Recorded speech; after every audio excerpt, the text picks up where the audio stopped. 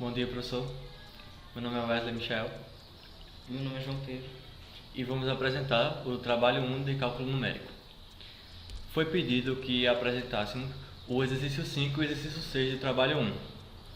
Primeiro vamos começar pelo exercício 5, que consiste em desenvolver um algoritmo e implementar um programa para somar todos os números primos entre 0 e um dado número.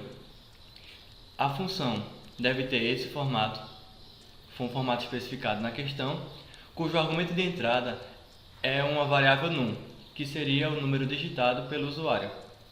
E esse número deve estar entre 1 e 100. E o argumento de saída seria o SP, que é a soma dos números primos que seja menor que esse número num. Temos aqui nossa implementação. Primeiro vamos começar a explicar nossa função principal. Na função principal declaramos duas variáveis, a variável num e a variável SP. A variável num será uma variável que o usuário vai digitar um número e vamos somar todos os números primos que seja menor que esse número digitado. E a variável SP vai receber a soma de todos os números primos. Na linha 33, temos um printf para especificar ao usuário qual a função desse programa. E aqui, da linha 35 à linha 44, usamos um do while para validar o número de entrada num. Esse número de entrada tem que ser entre 1 e 100. E na linha 46, nós chamamos a função soma primos, cujo argumento de entrada é a nossa variável num, que foi digitado pelo usuário. Na terceira linha temos nossa função soma primos, onde declaramos três variáveis que serão explicadas no decorrer da função. Soma foi declarada e inicializada com 0, pois não fizemos nenhuma busca ainda. Nesse primeiro for, vamos percorrer os n números menores que num, partindo de n igual a 2, por ser o menor número primo. No segundo for, verificaremos se o número n é ou não um número primo. Consideramos que para conta igual a 0, o número é primo.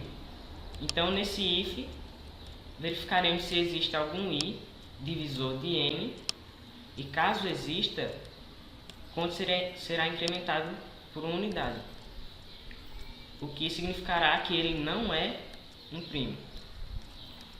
Saindo do for, esse if verificará se o número verificado, o n verificado no for, é ou não primo.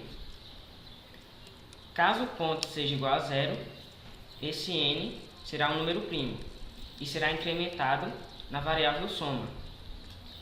Feito isso para os n números menores que num, retornaremos a soma e encerraremos o programa. E agora vamos para o exemplo, para verificar se nosso programa está correto. Escolhemos o número 45, Que é um número entre 1 e 100. onde já sabemos que a soma dos números primos Menores que 45, dá igual a 281. Aí digita. Exato, nosso programa Está correto. E agora vamos para o exercício 6, que consiste em desenvolver um algoritmo e implementar o programa que converta números inteiros para o formato binário. A função deve ter o formato b, onde o argumento de entrada será o int, que vai ser o inteiro a ser convertido. E o argumento de saída b é um vetor com 1 e 0, que representa um número binário, onde o maior número que pode ser convertido com o programa deve ser um número binário com 20 uns. Na linha 29 temos nossa função principal, onde declaramos i inteiro e o ponteiro bi, pois bi vai receber um vetor. Da linha 36 a 44 temos um do while para validar o número inserido pelo nosso usuário, onde o limite superior do inteiro será o seguinte número. E na linha 46 chamamos a função inteiro binário. Aqui, nessa imagem do Paint, entenderemos como se dá o método de divisão sucessiva. Pegamos um exemplo qualquer, um número 10, um número na base decimal, e vamos dividir por 2. O resto da divisão será componente do nosso vetor binário. E o quociente seria o próximo número que seria dividido por 2. Pegamos todos os restos da divisão e colocamos no vetor, de trás para frente. E assim teremos o vetor binário, que é o número binário, o número na base binária, correspondente ao número na base decimal 10. Nesse caso, seria 1, 0, 1, 0. Voltando ao nosso programa, nesse for, utilizamos o método de divisão sucessiva que foi explicado anteriormente. E pegaremos o número inteiro, que foi dado pelo usuário, e vamos dividir ele sucessivamente por 2. E a cada divisão, precisamos pegar o resto da divisão desse número inteiro por 2 e armazenar no vetor binário invertido. E sempre colocamos o quociente do número inteiro por 2 na variável inteiro, para prosseguir com o nosso programa. Aqui na linha 18, vamos alocar memória num vetor binário, vet binário, que declaramos ele como sendo a variável ponteiro. Então, sabemos que, ao sair desse for, a variável i terá o tamanho do nosso binário invertido.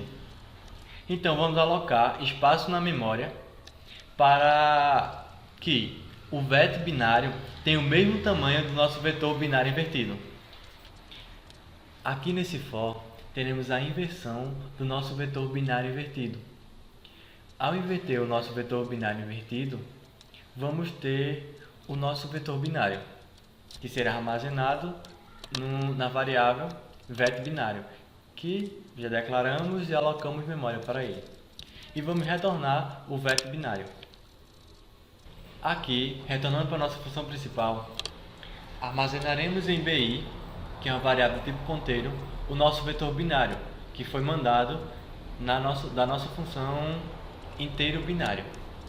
E vamos imprimir com a ajuda do nosso for. Imprimiremos o vetor binário. E vamos para um exemplo. Aqui temos um exemplo. Vamos escolher o número 502. Pronto. Então esse será o número 502 escrito em binário.